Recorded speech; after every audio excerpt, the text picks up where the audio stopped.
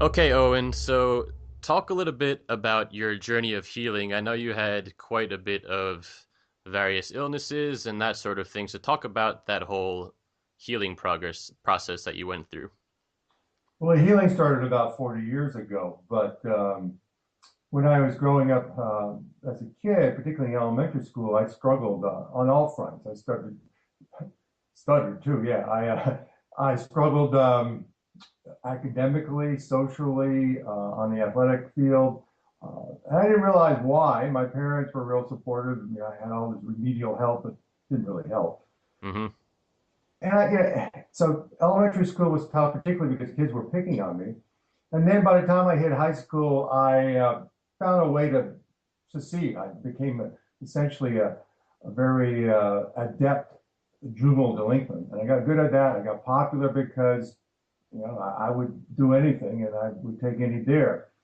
And I became more assertive or, went out of my shell. And so in that sense, my life started working. But academically, I certainly wasn't succeeding. And it wasn't until I was in graduate school and I was taking a speed reading course that I realized that I was dyslexic. And that happened when the instructor said, "Can you do the cross crawl?" And I said, "The what?"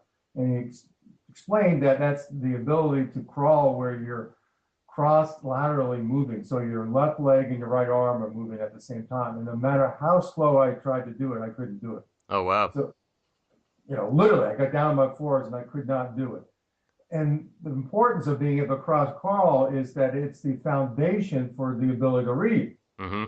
And when I realized that, I realized, well, I got dyslexia, and that explains a lot. So I went on a quest, and that was in the early, I'd already done some healing, Yeah. and that would help. And then I realized, okay, now I got to take on this dyslexic thing. And that was in the early 80s in Phoenix. And I really started turning that around. Then I realized I had Asperger's syndrome, which is now they're saying it's just the lower end of the autism, I can't say the word now, The autistic. autism spectrum. Yeah, yeah. And I started healing that through all the disciplines I was studying and practicing and developing. Mm-hmm. And I turned around that. And then I started to realize there was still something missing in my life. When my brain started working, my body started working, I realized that my emotions were what was lagging behind. But Okay, here I realized can I that, stop you for a second? sure. And what were the disciplines that you were doing to heal all of this? Well, the first thing I did in the mid 70s was I got Rolfed, which is what I ended up becoming, was a Rolfer. And Okay. I had a guy living with me that had given up his law practice of 8 years to become a Rolfer. And he argued his case well enough to get me to try it, and it completely transformed my body. And in doing that, got rid of a tremendous amount of stress, of chronic stress in my body. Mm-hmm. And so Rolfing is a kind of soft tissue manipulation that literally reshapes or resculptures the body and aligns it in gravity. Okay. And then from there, started studying some leading edge somatic psychology, which is body oriented psychotherapy. I started working with traditional healers, Indian, Native American, and Hawaiian healers. And that not only helped me, but I learned a lot of things I never knew even existed. And it went on from there, studying some other kinds of disciplines that I ended up integrating into my practice and then later into men's work. Okay, so it sounds like you were actually really focusing on the physical body, that sort of healing that aspect. The physical and the mental, yes, Yeah. and some of the emotional, but not until I had healed the others. Okay, and so that whole process led you to realizing that you had to work on your emotional intelligence. Talk about that. Well, once I healed my body and my mind so it would work, I realized that my relationships, first with women, they weren't bad, and they were, maybe better than average, but they weren't good. Yeah. They weren't good, and I wanted good. Mm-hmm. And they wanted good too. And I also started to realize that I didn't have any good friends. I had great friends in high school and college. And then I also realized that in this realm, I was not the exception. I was part of the rule because Yeah. all my peers, their relationships with themselves, with women and with their male counterparts were more or less non-existent. So I go, well, I'm not going to get help from those guys because they're no better off than me. And I then started getting into men's work, which quickly meant into men's groups. And that was 20 years ago. Okay. So was it when you started getting to the men's groups, is that when you realized the importance of masculine emotional intelligence? Yeah, well, I'd actually, I think in the mid 80s, met Dan Goldman, the guy that sort of wrote the book on emotional intelligence. Okay. And so I was aware of that, and it made sense, and it really helped bridge the gap for the general public for people like us that were really in the field, and it made it legitimate to work with emotions. But what I started to realize as I started developing these men's groups was that for the most part, men and women are more similar than dissimilar around their emotions. But there are certain key emotional traits or skills that men are more dominant in, or men, when they're successful emotionally, are strong in these skills. And those were the skills that were often being focused on or developed in these men's groups. And so out of that, we started developing programs that were teaching these skills. Okay. So can you tell us a little bit about what emotional intelligence actually is?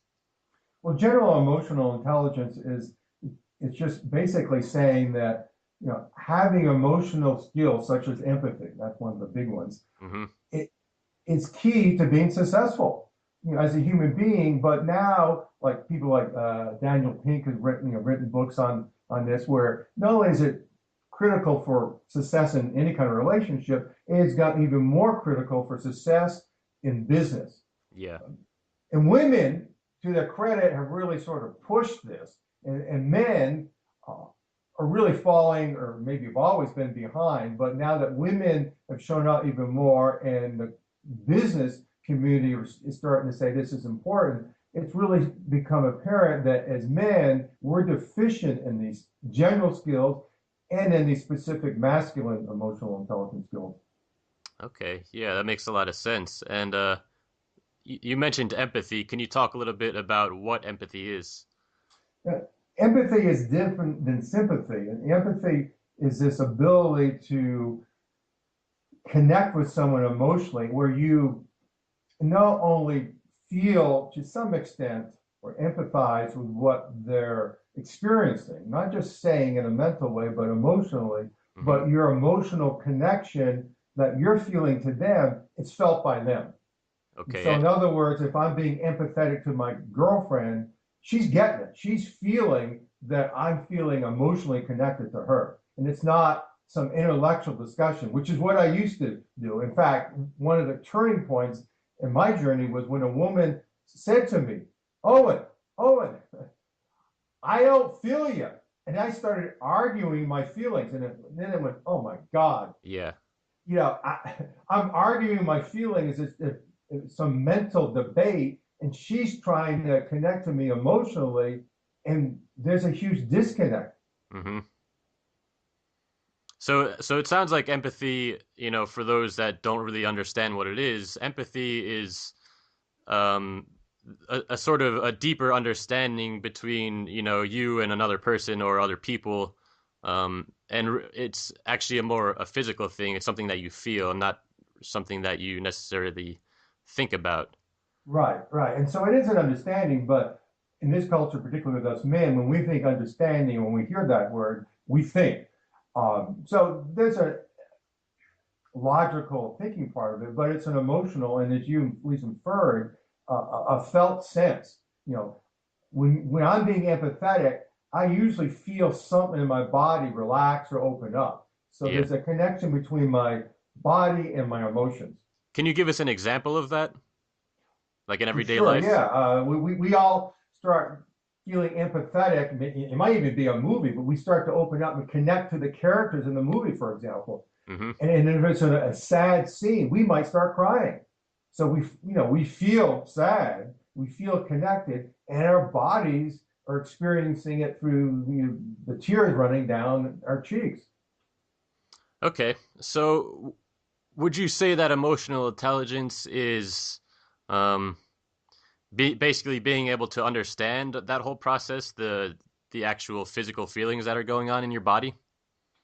Um, Again, I'm going to resist the word understanding. Okay. It is that, but it's much more. It's being able to communicate from what you feel. Okay. So I might say, Michael, I understand what you're saying if we're having an emotional discussion, Yeah. and you're probably going to go good, but some part of you is going to go, well, I want you to feel what I'm saying. hmm I want you to be on that same frequency and appreciate me and be open to what you're saying. So if you're mad at me because I didn't show up for an appointment, um, if I just say I understand, you're not going to feel that connected. You're not going to feel complete. But if I say, oh Michael, oh I hear that you waited half an hour for me and then you left and you were mad because I didn't keep my agreement, and I'm sorry that I let you down. What can I do to make up for it? So it's really about that connection. Yes, yes. Okay. Okay, good. So why is emotional intelligence important for those of us who want to be more effective men? How will developing our emotional intelligence improve us overall as people? It is the key to having successful relationships. hmm With anyone, from you even say yourself, but Yeah. with your partners, business colleagues, your kids. Uh, in this culture, we've been led to believe that if we understand it, or like we think, therefore we are, that everything's going to work. hmm But relationships play by a different set of rules, and any good relationship, any long-going relationship has an emotional connection. And one of the benefits is that when something goes sideways, if we have an emotional connection, particularly as men, it's a little different for women. We're going to draw on that past history where I'm going to feel like, okay, you screwed up once, but all these other times you've shown up. So, I can understand or forgive that one screw up. hmm Uh, and that develops out of this ability to have connections, to be vulnerable, and these other skill sets that we talk about that is within the rubric of emotional intelligence. Okay. So, you mentioned that developing your emotional intelligence is going to improve all of our relationships. Can you talk about how? So, how is developing emotional intelligence going to improve your relationship? I guess let's start with ourselves. Well, again, in this culture, particularly as guys, we're trained to think first and then act. Mm-hmm. uh, but what happens is we all feel. We might not be aware that we're feeling, and we might not be aware that we're responding based on those feelings. Often we justify our feelings with some logical statement, and we think about solutions, and as guys we want to go fix things, so it tends to be a linear logical process. But as we start to slow down, connect to our bodies, but particularly our emotions, we become more vulnerable, Mm-hmm. and that's scary. it, Yeah. it was hugely scary for me for a lot of reasons, and it still can be at different moments. But in that state of vulnerability, I open up, and people intuitively receive that, or see or feel that, and they start to open up. And for decades, there's been studies proving this. Um, and so when I open up and I become more vulnerable, and I'm allowing my feelings to be felt first by me, then I'm a lot more likely to communicate them verbally, and my language changes, the words I use, my syntax changes, the nonverbals of how I'm speaking and how I'm relating to you changes, and you pick up that, and the whole interaction and conversation starts to shift. And that's a skill set that as men we haven't been taught, or to the extent that we have been taught it, we've been taught by women, which is Mm-hmm. not bad, but the thesis of a lot of our work is that there's a whole gap in our learning as men and how to experience and particularly express our emotions in a masculine way that not only works for us personally, but also for others, including women. And we got some amazing stories when men have been able to connect to their masculine emotional intelligence and how their relationships got deeper almost immediately.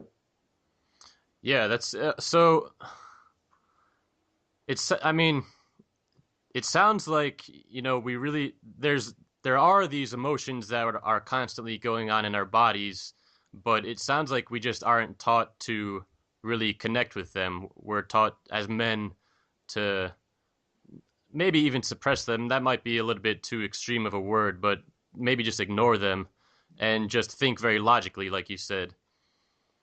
Right, I agree And, completely. and And so, I guess part of developing your emotional intelligence would be to connect with those emotions and then, embrace logic and reason and all that from that place of connecting with your emotions. exactly. I mean, that's the first step or stage in the book I wrote, which was really being present. And some people call it being mindful. Yeah. And it doesn't have to be this woo-woo or esoteric process. It's really quite simple. It's slowing down and just knowing that your body, through its physiology and your emotions, are having an experience.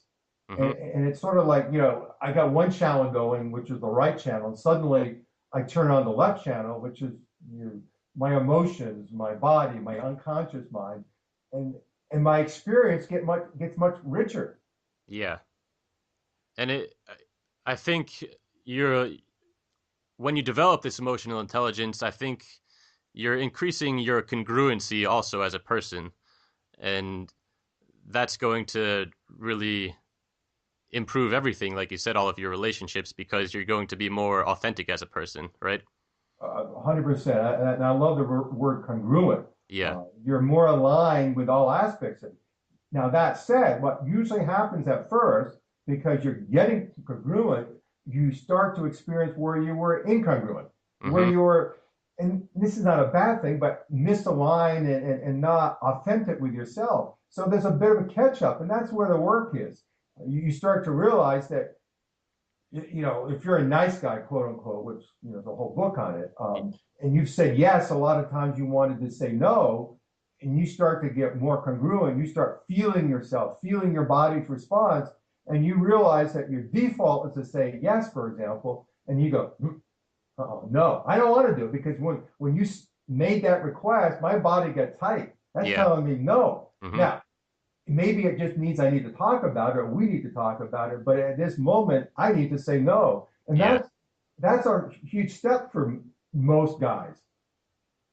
Yeah. That it sounds very powerful. It's really, again, just being more true to yourself, really, right? Right, right.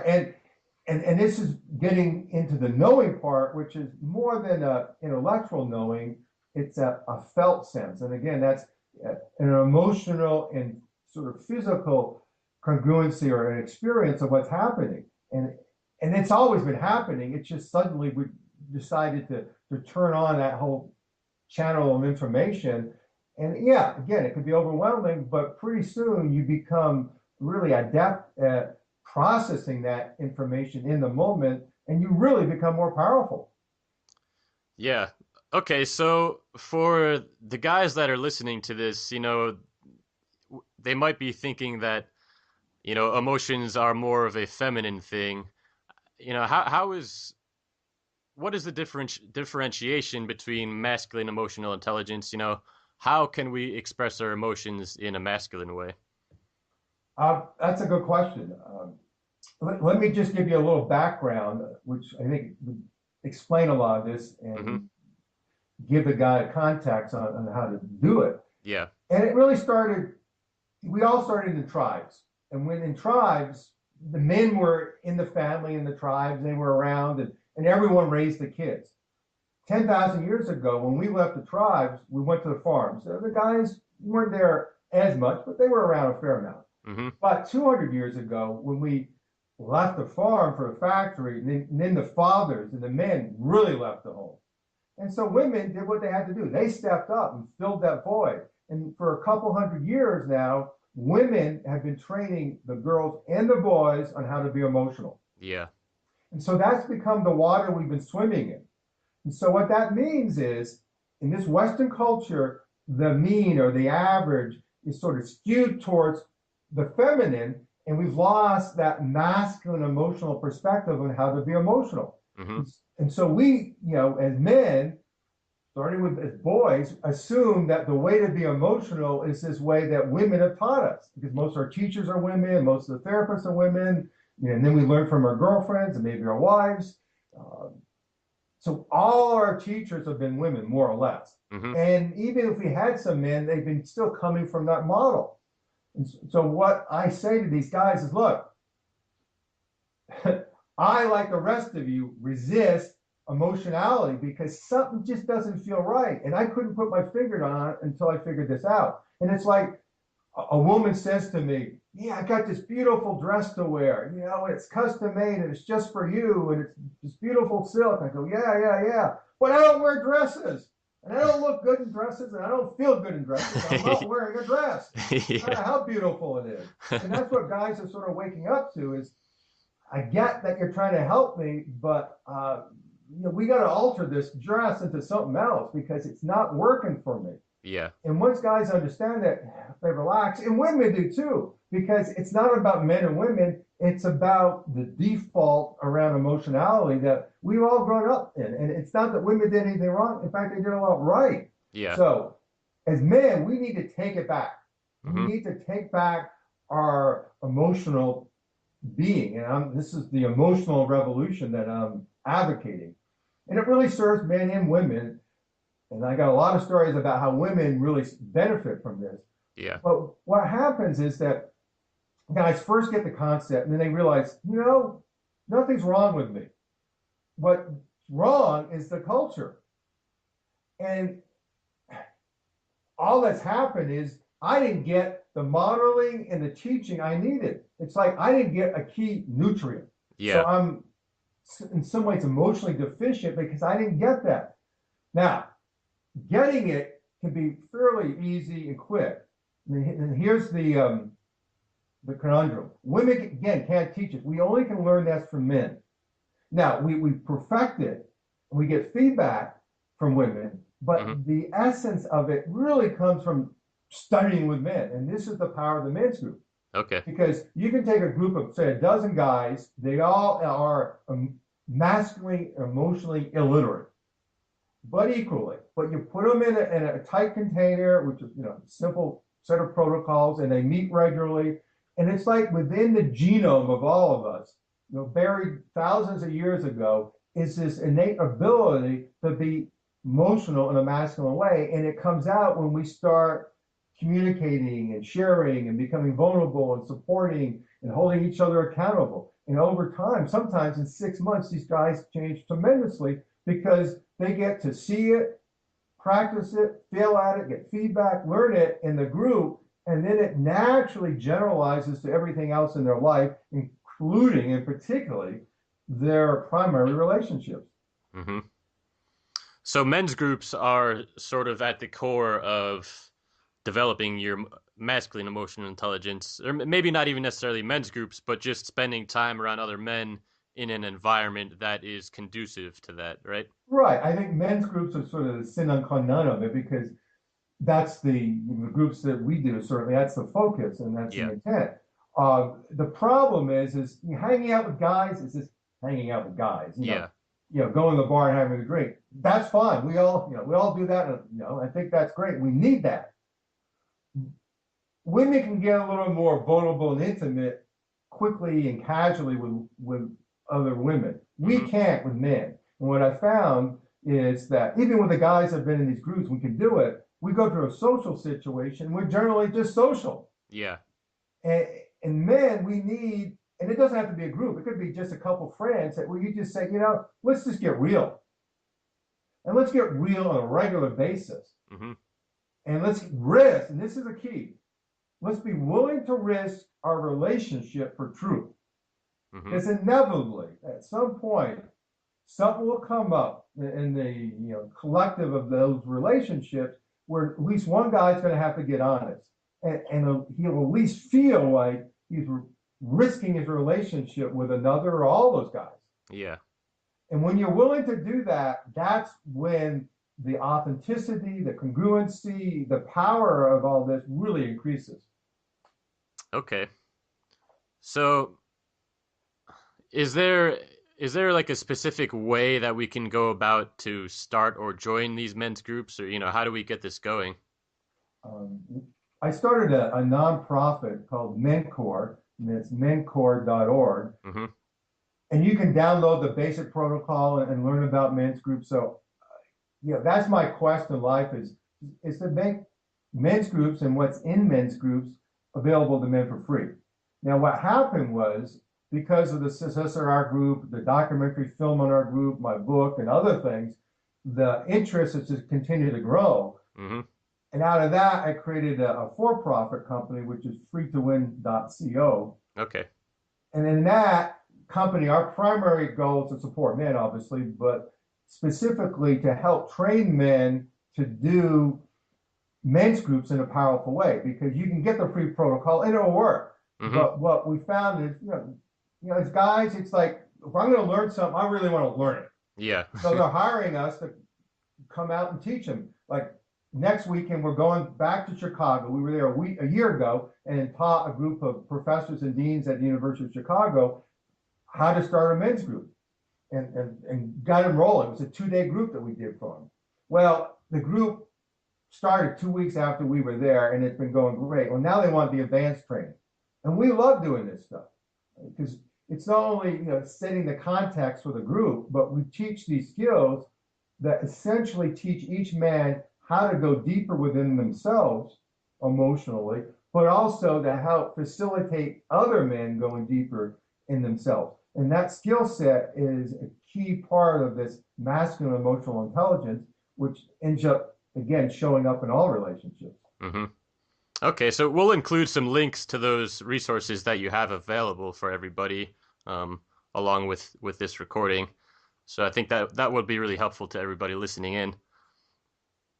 Um, all right, let's see. Is there anything else we have to cover here? What exactly goes on at men's groups? What do you guys meet? I guess in the men's groups that you have, how often do you meet and what goes on there? We meet, and most groups meet weekly. Some meet every other week. Um, and that's all right. It just, there's a downside of that because stuff, particularly in the beginning of a group, can happen. They can sort of slip out the cracks of 2 weeks. So most groups, and certainly our groups, have a set of agreements, and they're fairly simple and obvious agreements like confidentiality. You don't come to the group drinking. You come on time. Simple stuff. So you agree to those agreements, Mm-hmm. and then we have what we call rounds, or just where we literally sit in a circle and we just go around the group. And we have a quick check-in and a deeper check-in. And then we get into the work. And so a different guy each week might want to work on an issue. It might be about a relationship. It might be about his job. Or it could be anything. And we have different procedures that we've created and some that we've used from other disciplines that we use to facilitate the work. And that's essentially the group. And our groups meet for 4 hours every Wednesday from 6 to 10 in this small town. And 10 years ago, it was like 10 years ago, I asked 11 guys, they all said yes. We had a group of 12. Now we've got 4 groups. We've had over 150 guys through these groups. And like I said, the film, the book, and a few other things that's come out of these groups. And we're really redesigned the model of men's groups Mm-hmm. from these 10 years of doing these groups. So it's been fairly refined over the years. Yeah, or really refined, where we're getting established groups asking us to come out and teach them, how to deepen their groups. Because my experience, a lot of men's groups, from what these guys tell me all throughout, really, well, I was going to say North America, but even Europe, that they hit a certain threshold and they get bored, and guys slowly drop out because they might learn some basic techniques, but they don't learn the skills of this deeper communication that we teach, Mm-hmm. which again is really key to deepening our relationships, particularly with our partners. Yeah. So, can you talk a little bit about what actually goes on at these groups? I think one of the best ways to see what we do is get our film. We didn't produce it, the filmmaker did it on us. It's called About Men. Hmm. And you can go to my sites and it will give you links to it. So you'll see literally what happens in the group. Okay. Uh, but essentially, we're just sitting around in the living room talking. And then when we do the work, one of the things that I created, which ends up being the core of what we work, is what I call the healing journey. And it's just very deeply skilled base journey into taking the man deeper into his experience. For example, I might say, my work statement, what I want to work on tonight is I want to ask my boss for a raise. Now, I work for myself, but that's Yeah. happened. I want to ask my boss for a raise, and every time I think about it, I freeze. Hmm. So the guy stands up, he picks a couple of guys next to stand next to him to sort of support him, and then he picks one guy to facilitate it. Hmm. And that guy that's facilitating it starts asking him open-ended questions and just starts taking him deeper into his experience. And first, it's going to say, close your eyes, take a few deep breaths, and say your statement again, or say what you want again. Hmm. And it can go many different directions. It might be, okay, as you say that, Joe, where do you feel it in your body? Hmm. I doesn't think, he feels. He goes, oh, yeah, my stomach. And then we might ask him other illogical questions like, what color is it? It could be many different kinds of questions. It's really dependent on what's happening. But Yeah. in that process, it could be 10 minutes, it could be an hour. We've connected them up to these parts that we were talking about before that Hmm. were often disconnected, we weren't aware of. Now, Yeah. some of the times what happens is these guys have huge releases, and some of it's shown in this film, Hmm. where we get into the realm of working with PTSD. Okay. Yeah. That's one of the trainings I've had years ago, and I've worked with a lot of PTSD. So it's not just the psychology of it, but really the physiology of it, unlocking it from the body. Hmm. And we do that in this process where it might take a guy a couple of weeks to integrate the full impact of one of these healing journeys. Yet it could turn his life in that arena around 180 degrees, where in this case, suddenly, you know, asking his boss for a raise is not an issue. He might feel a little nervous, but he goes in, he does it, and he's congruent as he's doing it. He's feeling himself, and his boss gets it. Hmm. So a big part of it is a big part of the men's groups is helping each other to really experience everything that you're actually feeling, all of these emotions that we might be disconnected from otherwise. Yeah, that's a good way to say that. And actually, to be honored for that. Hmm. And that's something that as men, traditionally or not, we're never honored for expressing our emotions. No, yeah. Again, we're taught we learn more to ignore them or suppress them, right? Yeah, yeah, exactly. Okay, so other than men's groups, is are there any other ways that we can develop our emotional intelligence? Like if we wanted to start today, what can we do other than joining a men's group? Well, one of the things that we created is this MQ test, which is the masculine quotient test, which you have an IQ test and they have the EQ, for the emotional intelligence. And now, we have this masculine emotional intelligence test. Hmm. And and a guy can just take the test, a woman can too, and you can get a quick evaluation of all the five key MQ skills or traits, where you stand, and then some suggestions on how to build these traits. Uh, so that's a simple and fun thing you can do. But in a more general way, again, always assume in any interaction, particularly anything with intimacy or risk, or there's something there happening, uh, that you're having an emotional experience. Just assume that. Hmm. And and if you can't feel it emotionally, well, go into the physical feeling. That's often the back door to feeling the emotions. Yeah. And so as some would say, get out of your head. Just don't stop it. Don't deny it or fight it. Just go, okay, I'm thinking. That's fine. But what am I feeling? Yeah. What am I feeling emotionally? Is my heart racing? Does my stomach feel queasy? Am I tensing my hands? Whatever it is, feel it and keep feeling it, and then go, okay, I'm feeling it in my body. What's my emotion? So the feeling thing's one thing. And then the next is speaking your feelings. Hmm.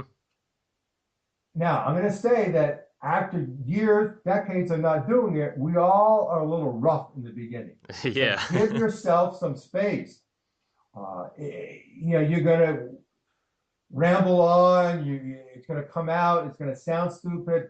It's like learning a new sport. You're just learning it. This is the first few times you're doing it. So expect you're going to be a little rough.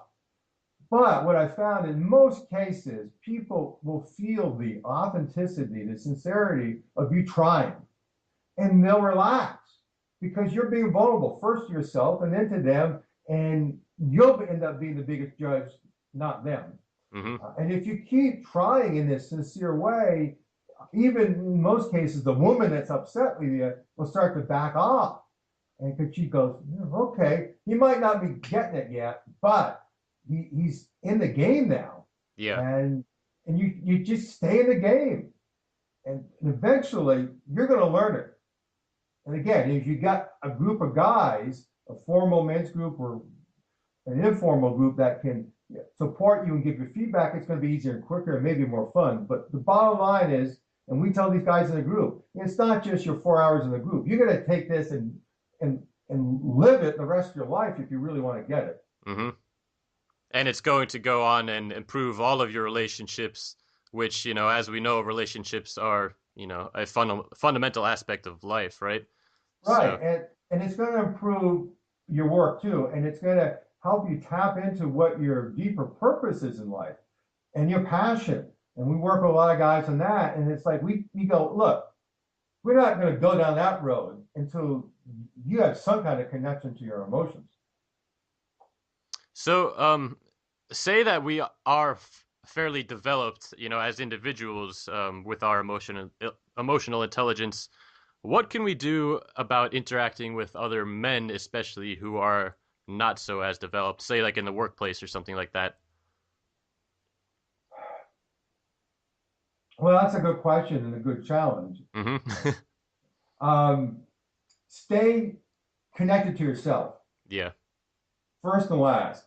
And there'll be situations, I mean, I'm a realist, where you're going to bite your lip or whatever, but at least know to yourself that, okay, I want to tell Joe he's an SOB, but Joe's my boss, and I need this job. And in this moment, I can't tell it in the way he's going to get it. Yeah. I'm feeling angry. I can feel it in my body, and I'm going to breathe. So don't deny that you're feeling angry. Don't have all this logic about it. Admit what you're experiencing. Maybe you can't respond to it, act on it in that moment, but at least admit to it. And then maybe you call up your friend and say, "Hey, look, Sam, I just had this thing with my boss. Can I talk to you for a minute about it?"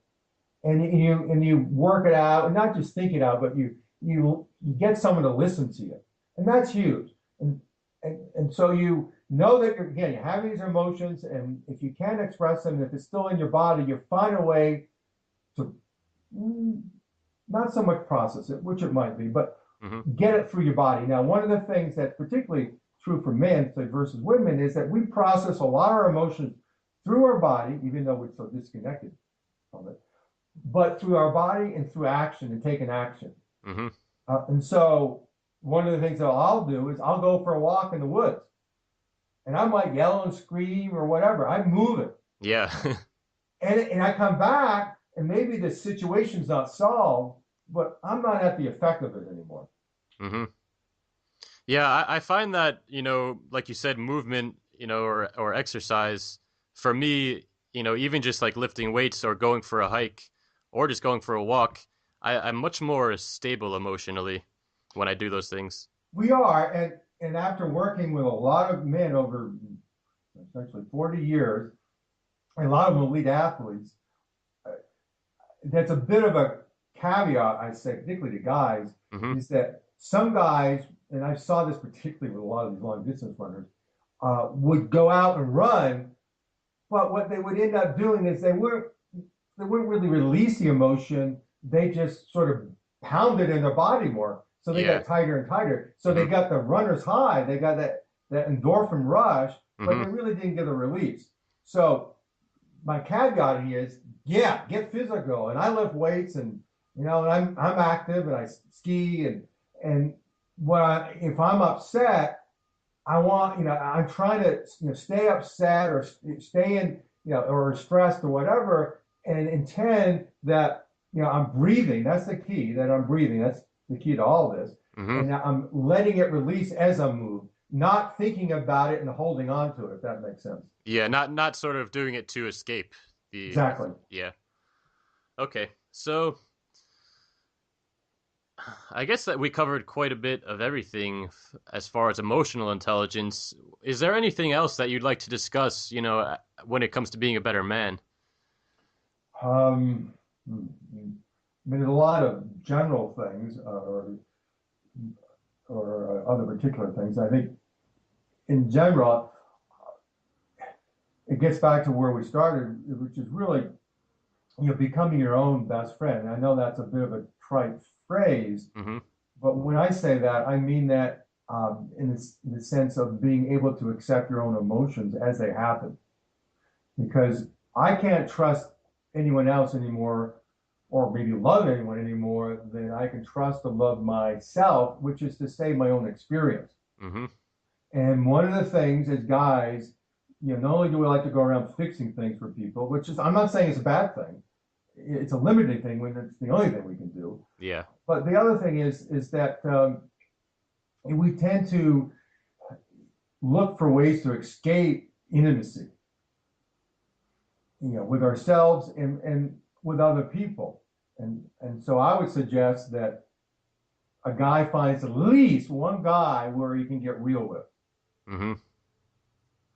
And a lot of guys can get more real with their partner, with women.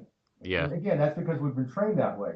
But I have a caveat with that, is that one, you're just getting reinforced in processing emotions and experiencing them in a feminine way. Yeah. But the other thing that I've seen, first in my own relationships, and then with many other women that've spoken to me, and with these guys, is that women get burdened. Mm-hmm. At first, they sort of like it because we like to fix things. They like to sort of fix our emotions. Yeah. But over time, you know, they get burnt out being a therapist. Yeah. And I've seen some really good people and really good relationships put the relationship at risk because the woman ended up being the default therapist for the guy.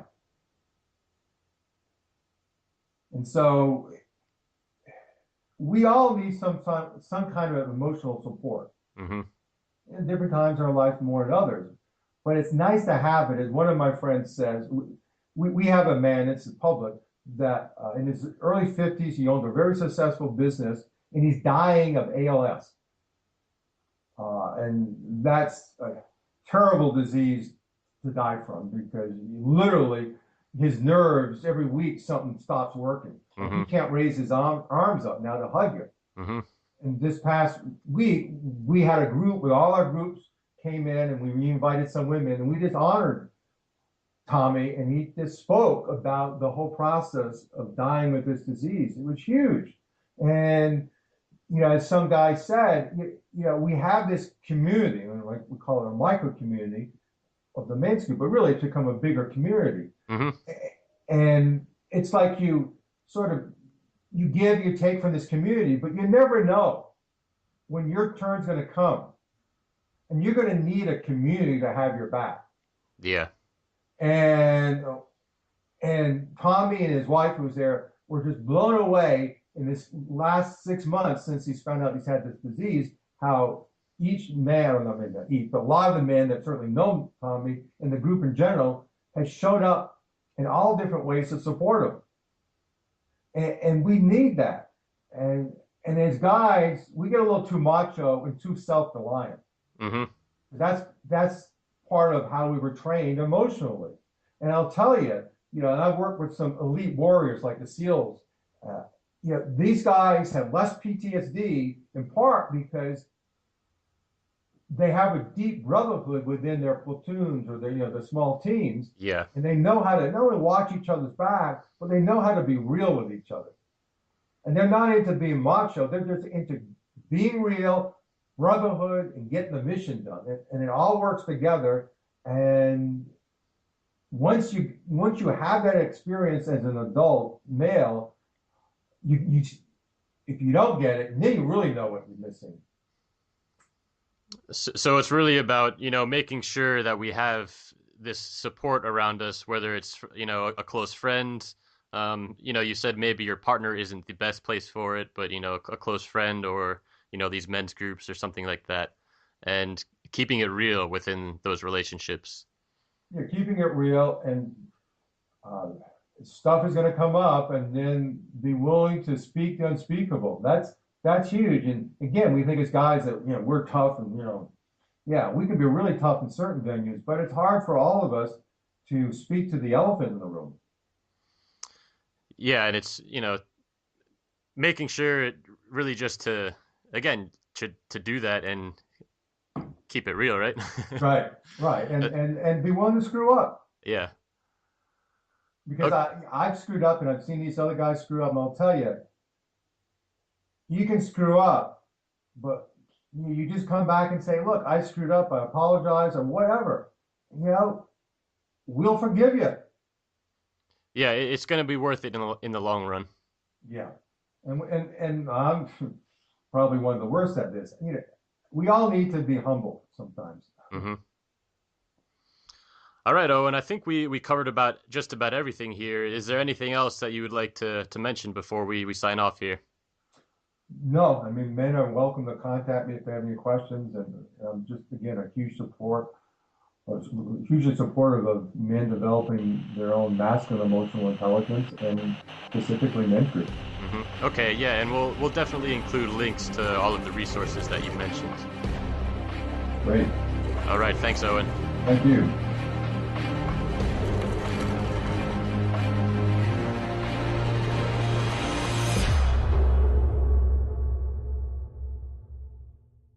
I realized that my emotions were what was lagging behind. But Okay, here I realized can I that, stop you for a second? sure. And what were the disciplines that you were doing to heal all of this? Well, the first thing I did in the mid 70s was I got Rolfed, which is what I ended up becoming, was a Rolfer. Okay. And I had a guy living with me that given up his law practice of 8 years to become a Rolfer. And he argued his case well enough to get me to try it, and it completely transformed my body. And in doing that, got rid of a tremendous amount of stress, of chronic stress in my body. Hmm. And so Rolfing is a kind of soft tissue manipulation that literally reshapes or resculptures the body and aligns it in gravity. Okay. And then from there, I started studying some leading edge somatic psychology, which is body oriented psychotherapy. I started working with traditional healers, Indian or Native American and Hawaiian healers.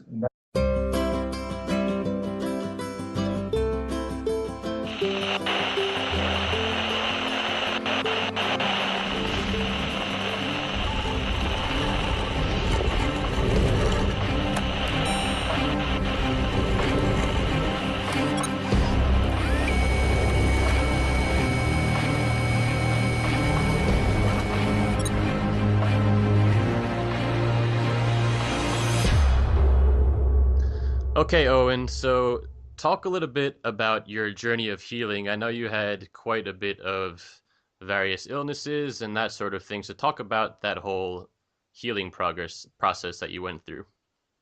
Well, the healing started about 40 years ago, but when I was growing up as a kid, particularly in elementary school, I struggled on all fronts. I stuttered too. Yeah, I struggled academically, socially, on the athletic field. That not only helped me, but I learned a lot of things I never knew even existed.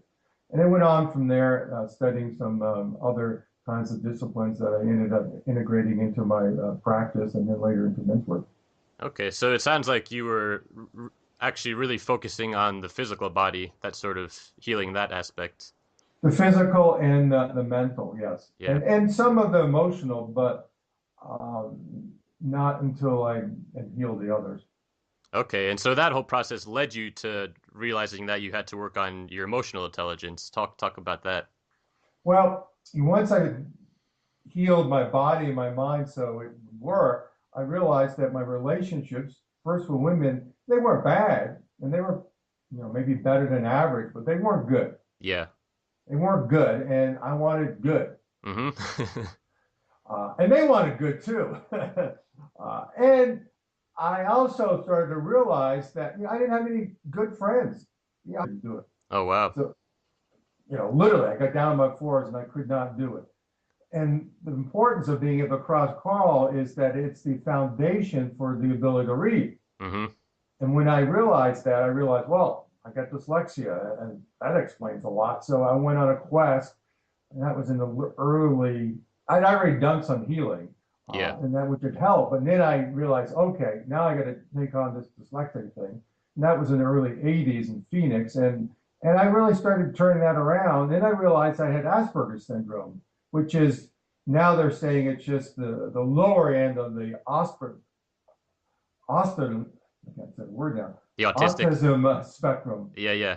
and I started healing that through all the disciplines I was studying and practicing and developing. Mm-hmm. And I turned around that, and then I started to realize there was still something missing in my life. When my brain started working, my body started working. And I didn't realize why. My parents were real supportive. I had all this remedial help, but it didn't really help. Mm-hmm. And so elementary school was tough, particularly because kids were picking on me. And then by the time I hit high school, I found a way to succeed. I became essentially a very adept juvenile delinquent, and I got good at that. I got popular because I would do anything, and I would take any dare. And I became more assertive, or went out of my shell. And so in that sense, my life started working. But academically, I certainly wasn't succeeding. And it wasn't until I was in graduate school and I was taking a speed reading course that I realized that I was dyslexic. And that happened when the instructor said, "Can you do the cross crawl?" And I said, "The what?" And he explained that that's the ability to crawl where you're cross laterally moving. So your left leg and your right arm are moving at the same time. And no matter how slow I tried to do it, I couldn't.